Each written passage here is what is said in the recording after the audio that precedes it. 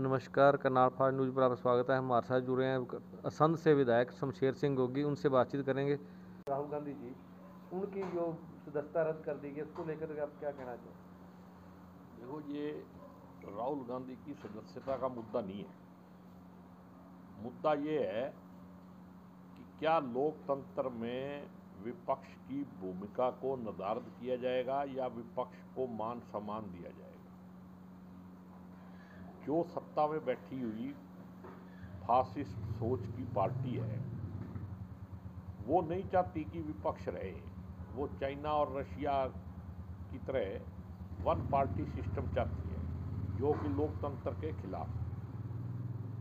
तो राहुल गांधी की सदस्यता खत्म करना या विपक्ष पे किसी भी तरह का दबाव बना के उनकी जुबान बंद करना, ये कॉन्स्टिट्यूशन को ख़त्म करने की और लोकतंत्र को ख़त्म करने की एक साजिश है और तानाशाही की तरफ ये लोग बढ़ रहे हैं।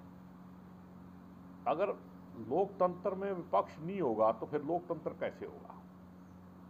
अगर आप देखोगे तो बीजेपी को कितने परसेंट वोट पड़ी? 40% से भी कम।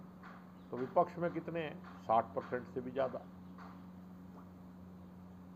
तो इस देश की 60% जनता जो है, उससे ज़्यादा जनता का आवाज़ को दबाना, फिर देश कहाँ बचा?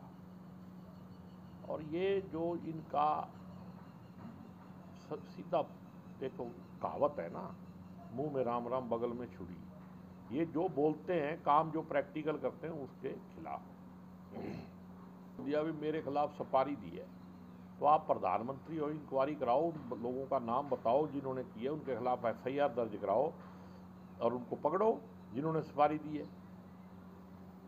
मतलब देश को मूर्ख बनाना, लोगों को इमोशनली ब्लैकमेल करना, ये एक लीडर का धंधा नहीं है, ये देशद्रोह है। देश में जो मौजूदा हालात चल रहे हैं, उसको कह देंगे आप? देश में जो मौजूदा हालात हैं, देखो, जब देश में धर्म और जाति के नाम पे वोट मांगी जाएंगी और विकास और अपनी कार्य प्रणाली को लेकर संविधान के अनुसार काम नहीं होगा, तो देश के लिए हालात अच्छे नहीं हैं।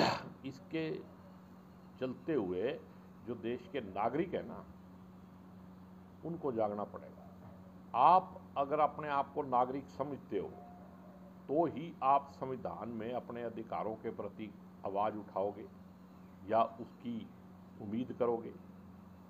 आज मैं एक लेख पढ़ रहा था, स्पोक्समैन अखबार में छपा हुआ है कि अब देश में लोकतंत्र नहीं, उम्मीद खत्म होती जा रही है। तो जब किसी को न्याय की उम्मीद ही ना हो सरकार से, तो फिर अपने आप ही देश खत्म हो जाएगा। जब लोकतंत्र नहीं बचेगा, फिर तो रजवाड़ाशाही हो जाएगी। तो ऐसा इस देश में हो नहीं सकता। ये RSS की विचारधारा वाले लोगों ने गलत सोच पाल रखी है। और आज के दिन अगर मैं तो देखो ओपनली कहता हूँ, पहले भी कहा है, आपके माध्यम से भी करता हूँ, इस देश को अगर कहीं से खतरा है, ना हिंदुओं को खतरा है। हिंदू और RSS एक चीज़ नहीं है, ये भी बात आप मान के चलो, और आप मीडिया में इस बात को बहुत अच्छे तरह से लोगों को बता सकते हो। RSS की विचारधारा हिंदू धर्म की विचारधारा नहीं है। हिंदू धर्म बहुत वास्ट है और सारे हिंदुस्तानी हिंदू हैं। हिंदुस्तान नाम क्यों रखा गया? तो यहाँ पे ये विचारधारा तो इस देश के खिलाफ है, और इस देश में जो भी खतरा है वो इस विचारधारा से ही पैदा होता है। RSS के आदमियों ने ही हिंदू राष्ट्र का नारा लगाया है, और जो लोग खालिस्तान का नारा लगा रहे हैं वो भी RSS के ही आदमी हैं, क्योंकि विचारधारा एक है। तो RSS वाले सब कुछ पैदा कर रहे हैं। आपने देखा किसान आंदोलन के बीच में कैसे खालिस्तान आ गया था, कहाँ गए, कहाँ पकड़े नहीं हो, वो तो बॉर्डर से जीत के चले गए, फिर भी नहीं पकड़े।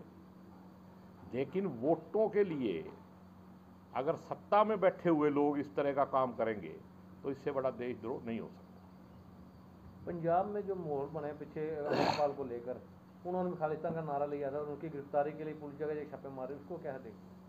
देखो, अगर मैं गलत नहीं हूँ ना, तो मेरा मानना ये है कि अमृतपाल RSS का आदमी है, वरना एक साल में अमृतपाल ने सिख कौम के लिए क्या किया है भाई? कौन होता है अमृतपाल ये कहना कि शरबत खालसा बुलाओ जी, अकाल तख्त के जथेदार को भी इंस्ट्रक्शन दे रहा हो? हु इज़ ही? ये सब सरकार और सरकार की एजेंसियों का कर्या धरा है। वो चाहते थे हिंदू सिख का झगड़ा हो जाए पंजाब में, जो हुआ नहीं। और मैंने पहले भी एक दिन मेरे से कोई पत्रकार जी पूछ रहे थे, मैंने कहा बाबे की फुल कृपा है, पंजाब का कुछ नहीं बिगड़ता। जब से देश आज़ाद हुआ है पंजाब का सत्यानाश करने पे लोग लगे हुए, लेकिन पंजाब में गुरुओं की पीरों की धरती है, ऋषि मुनियों की धरती है, वो तो मतलब कुछ नहीं बिगड़ेगा उसका। ये सारे लोग पत्थर चाट के वापस आ जाएंगे। 2024 के चुनाव आने वाले हैं, उसको लेकर कांग्रेस पार्टी की क्या तैयारी है? कांग्रेस की फुल तैयारी है, चाहे सवेरे इलेक्शन करा लो, 100 की 100 सीट पे इलेक्शन होना है, 10 MP पे, 90 इस पे। 10 सीटों में भी मेजॉरिटी हमारी आएगी और 90 सीटों में तो 60 से ऊपर सीट। कांग्रेस एकजुट होकर चुनाव लड़ेगी? कांग्रेस है ही एकजुट।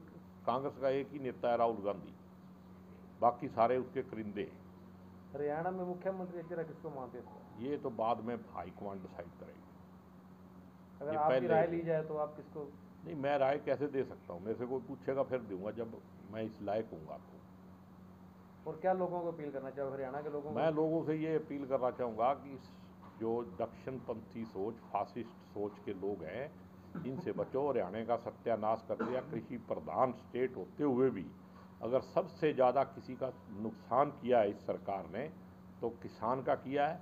कहते थे 2022 में, राष्ट्रवाद का नाम लेके झूठ बोलते हैं, 2022 में दुगनी आमदनी कर देंगे, आधी कर दी।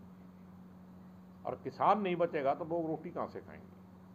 पीछे गड़ेमारी हुई है, ओले पड़े हैं, किसानों को बहुत फसल खराब हुई है, इसके लिए आप सरकार के मुआवजे की मैंने विधानसभा में भी ये मुद्दा उठाया था और मैं आज भी कहता हूँ, गिरदावरी ना ईमानदारी से हो रही है, नुकसान बहुत ज़्यादा है और कोई इसको देख नहीं रहा है, जानबूझ के लिपापोती की जा रही है। और मैं सरकार से कहता हूँ कि जिन लोगों की वजह से आप रात को रोटी खा के सोते हो, कम से कम उनके साथ तो ईमानदारी बरत लो, वरना भगवान भी आपको माफ़ नहीं करेगा। जय हिंद, जय भारत। ये थे हमारे साथ असंध के विधायक शमशेर सिंह गोगी, जिन्होंने अपनी बात रखी। बने रहे करनाल फास्ट न्यूज़ पर, आपके साथ पल पल के आपको अपडेट देते रहेंगे परविंदर सिंह सग्गू के साथ।